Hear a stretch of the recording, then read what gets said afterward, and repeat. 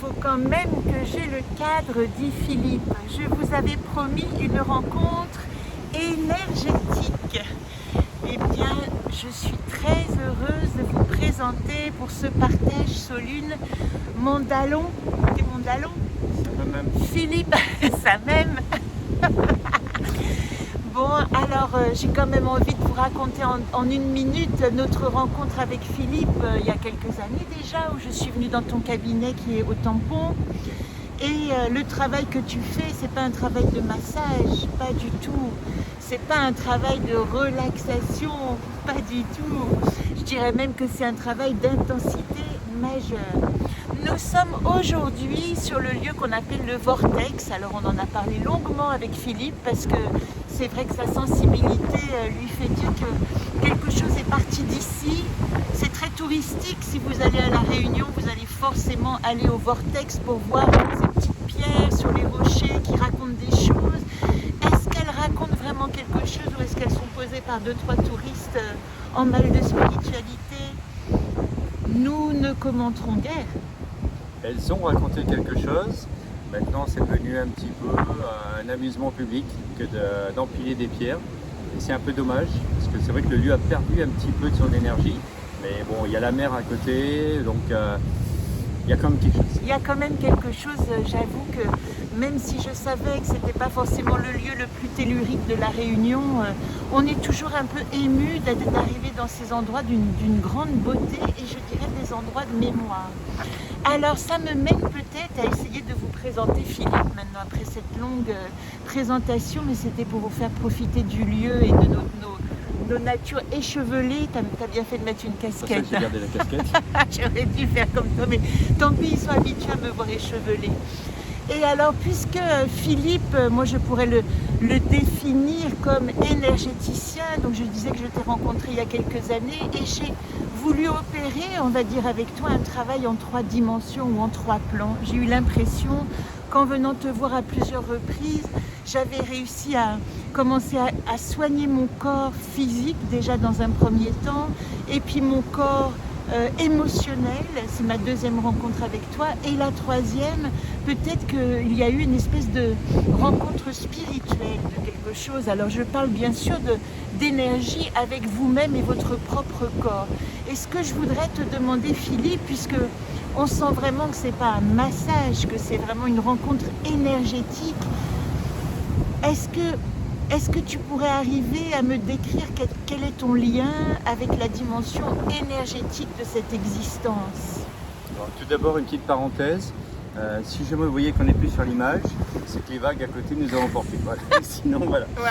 Alors, pour répondre à la question, bon, déjà, il y a 15 ans de ça, c'était quelque chose qui ne me parlait pas plus que ça. Bon, j'étais dans les arts martiaux.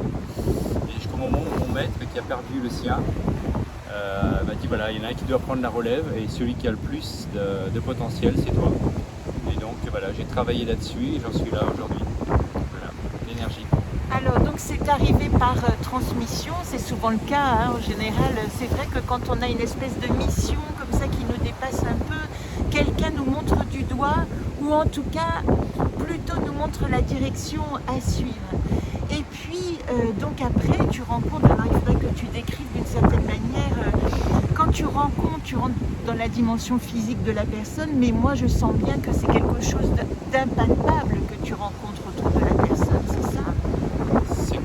C'est quelque chose qu'on ne peut pas expliquer. Ce qui se passe, c'est qu'on arrive soi-même avec son niveau d'énergie. Bon, déjà, ce qu'il faut, c'est, elle le voit hein, tous les matins, moi, c'est soit vélo, soit aller courir, soit marcher dans la forêt, soit la mer, c'est indispensable. On arrive à avoir un certain niveau d'énergie, et quand la personne arrive, bon, elle peut être au-dessus, elle peut être en dessous, mais bien souvent, si elle vient vous voir, c'est parce qu'elle est en dessous. Et là, ce qu'il va falloir, c'est travailler pour aller chercher la personne, aller la chercher, aller la repêcher, et puis tout doucement, graduellement, on va remonter cette énergie ensemble jusqu'à cette fusion, jusqu'à cette rencontre. Et c'est là que c'est intéressant, parce qu'il se passe c'est au-delà de tous les mots, c'est vraiment quelque chose. Anna l'a vécu comme pas mal de... Il n'y a pas de mots, on le vit et c'est intense.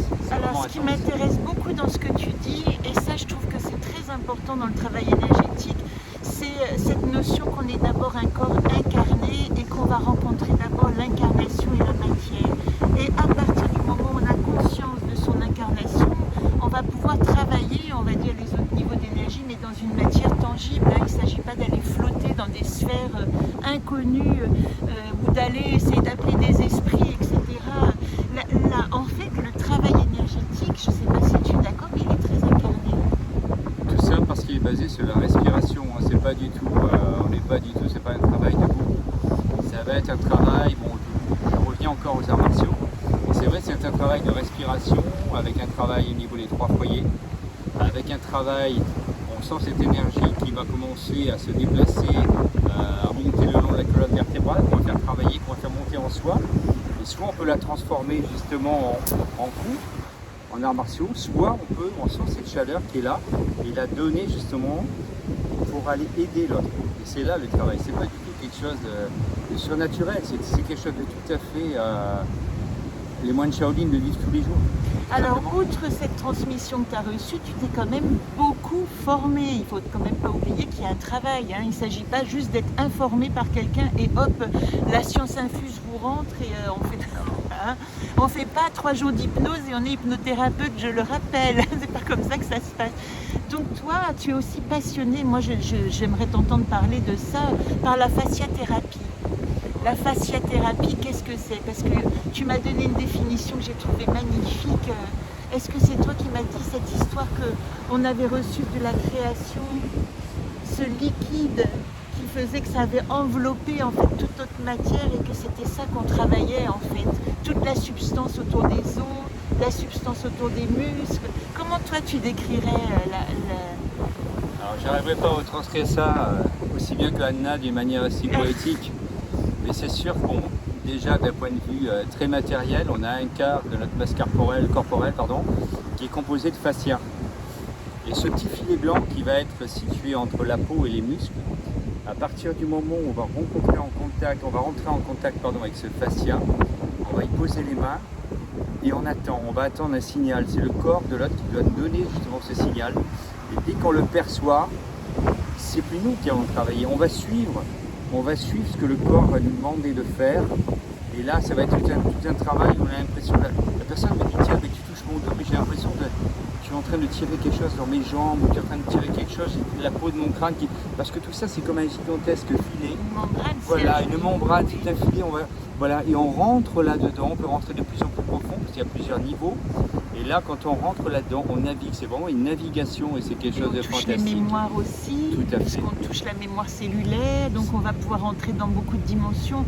Bon, on pourrait en parler des heures, mais moi j'ai vraiment envie de vous inviter à faire l'expérience d'un travail énergétique avec Philippe qui va vous faire rencontrer vraiment votre dimension, rien d'ésotérique là-dedans, hein. Une dimension très tangible, mais tout à coup, on a l'impression qu'on va pouvoir créer un accord. C'est comme un orchestre en fait, avec tous ces plans, toutes ces dimensions, nos mémoires, notre passé, nos épreuves, ce qui est incrusté dans notre peau, etc. Et on va pouvoir créer peut-être une espèce de musique symphonique de notre histoire, arriver à harmoniser. C'est beau. C'est beau, hein, waouh! Alors je précise quand même que chance de chance, là on vous parle depuis la Réunion, vous avez bien compris, d'ailleurs je vous donne envie, voilà le décor incroyable dans lequel on se trouve, mais dans une semaine, Philippe et sa femme Brigitte, que je vous ai présentée il y a une semaine, qui est une masseuse merveilleuse, Philippe et Brigitte Fontaine, voilà, mes amis Fontaine, nous buvons de l'euro. On peut dire. On risque d'en boire, Oui, on va pas tarder à être douché, mais à partir du 1er mars et jusqu'au 22, ils me rejoignent à Chamonix, à Servoz, dans ma petite maison. Et j'ai trouvé une table de massage et je vous invite à tenter l'expérience. Alors, ils veulent skier, ils veulent se promener, mais ils seront disponibles si vous avez envie de tester un massage énergétique. Je vous mettrai toutes les infos dans la vidéo. Alors, on est à 9 minutes. Est-ce que Philippe, puisqu'on est en interview ping-pong et que tu connais bien mon jeu, hein, parce que je vous ai utilisé aussi pas mal pour vous raconter plein de trucs à travers les anacartes. J'ai peur. Oui, entre autres. Mais est-ce que tu as une question pour moi à part la peur? À part moi la peur. C'est pas une question, c'est peut-être une question un petit peu. Voilà, donc à quand ton jeu?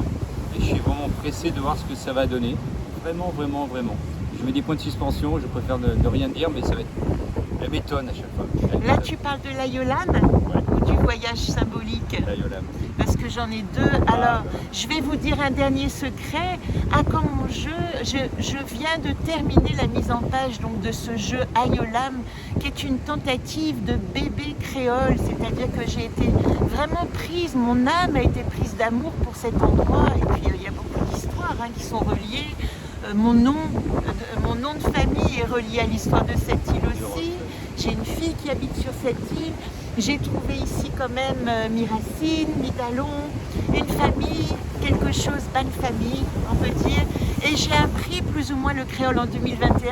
Et le secret, c'est que Philippe fait partie de mes aides pour arriver à modérer mes ardeurs d'écriture et arriver à écrire un créole qui soit acceptable, appréciable. Des fois, il fait rire, des fois. Mais Philippe, Moukat à moins, beaucoup, je dois vous dire. Et vous, si vous voulez savoir ce que ça veut dire... Jamais mis Moukat pas. Jamais mis Moukat, si Moukat à moins beaucoup. C'est son humour, mais on s'amuse. Ben oui, il va sortir à peu près dans un mois en exemplaire numéroté, donc je serai contente de vous le présenter. Et j'aurais marqué une petite dédicace et mon merci à Philippe et Brigitte pour m'avoir aidé à le corriger. Maintenant, on va passer à la dernière partie. Est-ce que tu peux saisir les cartes qu'il y a à tes pieds? Je ne peux pas quitter la caméra parce que sinon on s'envole. Et puis je vais te poser la fameuse question, puisque après l'anaconde Ayolam va arriver l'anaconde du voyage symbolique, mais vous savez que je le relis à des personnes que je rencontre, et il y en a de plus en plus. Et ici c'est magnifique. Alors là je vous donne l'invitation d'Astor. Vous savez que Astor c'est celui qui dit, le battleur, le magicien. J'ai mes baguettes magiques pour te faire sortir du connu, pour t'inviter à ouvrir tes nouveaux horizons, à sortir de ta zone de confort. Moi je trouve que ça traduit parfaitement ton travail. Incroyable. Et il dit, chapeau bas, grand maître Baba Yaga. Le malin est assis sur le trésor que je porte en moi et je cours à sa poursuite. Tantôt lourd le poids à ne plus mettre un pas devant l'autre, tantôt allégé de folles audaces. Et Philippe, la question qui va accompagner donc cette carte du voyage symbolique, c'est ton escapade avec Astor. Et si tu osais t'aventurer dans un paysage inconnu, inattendu? Inattendu, pas vraiment, parce que donc on sait où on va, mais enfin inconnu, ça va être qu'on démarque chez toi déjà dans 3 semaines, ça va faire tout drôle. Passer de 38 degrés à moins 2, ça va faire chaud. T'as jamais vécu la neige là-bas, à Chamonix? Non. Je suis trop heureuse de vous dire qu'à même pas une semaine de mon retour dans mes montagnes, et c'est vrai que je me languis aussi de mes montagnes, et en plus je ramène mes amis avec moi, et Philippe a choisi notre vallée merveilleuse comme endroit d'expérimentation. Alors venez tester. Il ne mord pas et son travail est absolument remarquable, et ça c'est moi qui le dis. Merci mon talon. Merci Azot, et puis je dis à bientôt. À bientôt.